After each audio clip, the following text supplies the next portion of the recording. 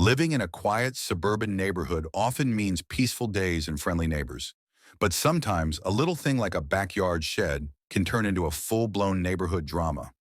This is exactly what happened to me when my Homeowners Association HOA chairperson, who I've come to nickname HOA Karen, accused me of having an illegal shed. What she didn't know was that my shed wasn't just any backyard structure. It was officially registered with the Department of Defense. It all started last summer when I decided to build a small shed at the back of my yard. I'm an avid amateur radio operator, and I needed a secure, weatherproof place to house my equipment and antennas.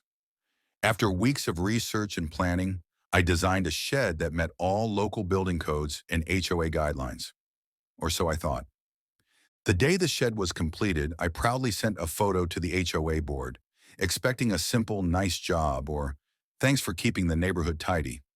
Instead, I got a notice that my shed was not compliant with HOA regulations and that I had 10 days to remove it or face fines. Confused, I reached out to the HOA chairperson. Let's call her Karen. She insisted that the shed violated size restrictions and wasn't on the approved structure list.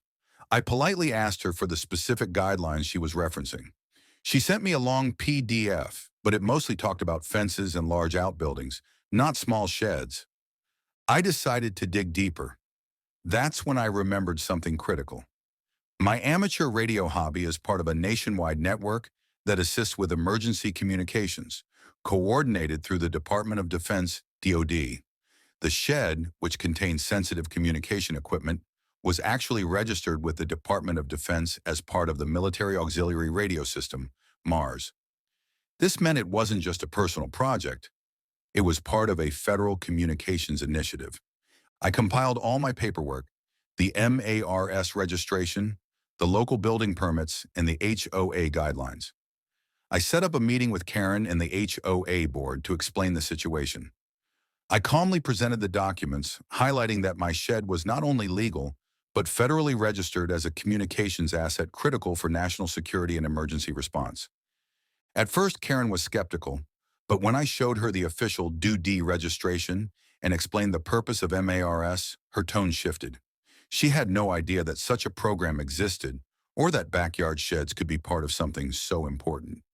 To my surprise, the HOA agreed to officially recognize my shed as a special case. They even invited me to give a brief talk at the next HOA meeting about amateur radio and emergency communications. What started as a conflict ended up becoming an educational moment for the entire neighborhood. Now my shed stands proudly in the backyard, not just as a structure, but as a symbol of community service and preparedness. And Karen? She's now one of my biggest supporters, occasionally stopping by to ask questions about the radios and even volunteering to help with neighborhood emergency drills. This experience taught me that sometimes what seems like a petty HOA dispute can turn into a powerful story about civic duty, communication, and unexpected connections. Next time someone questions your backyard project, you might just surprise them with the bigger picture behind it.